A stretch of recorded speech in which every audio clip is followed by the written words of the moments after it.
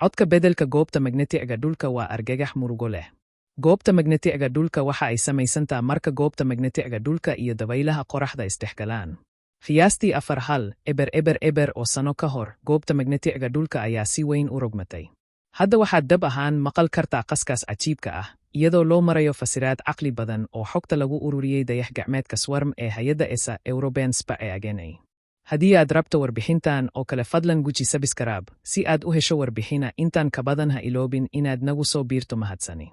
Cilmi-baadhayaashu waxay isku dareen xogta dayax-gacmeedka iyo caddaynta dhaqdhaqaaqa xariiqyada magnetic-ga dhulka, waxayna sawireen dhacdadii Lastamps, iyagoo ku muujiyey dhawaaqyo dabiici ah sida alwaax jabaysa ama dhagaxyo isburburinaya.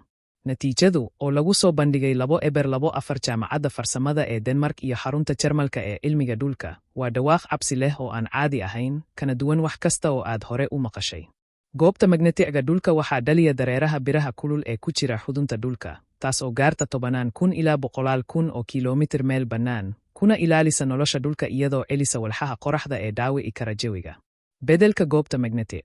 Marka biraha foolkaaneed ee dhulka gudaha ku jira, birta iyo nikkelka, ay dhaqaaqaan, goobta magnetic-gana wuu isbeddelaa, taas oo ka dhigaysa in tiirarka waqooyi iyo koonfur ay had iyo jeer socdaan.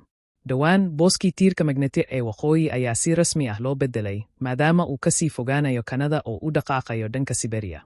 Xariiqyada goobta magnetic-ga hadda waxay sameeyaan wareegyo xiran oo ka bilaabma koonfur una jeeda waqooyi meel ka sarraysa oogada dhulka, kadibna waqooyi ilaa koonfur ayagoo u dhex maraya gudaha dhulka. Si kastaba ha ahaatee, mararka qaarkood goobta magnetic-gu si lama filaan ah ayay u rogmatay. Haddii maanta ay mar kale dhacdo, qalabka combaska ee waqooyi tilmaamaya waxa uu muujin lahaa tiirka koonfureed. Dhacdadii Lastamps.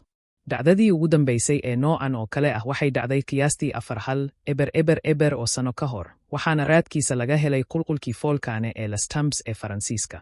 Goobta magnetic-gu waxay ku dhacday oo gaartay oo kaliya 5 xooggiisii caadiga ahaa, taas oo u oggolaatay shucaaca cosmic rays inuu si xad dhaaf ah ugu gudbo jawiga dhulka.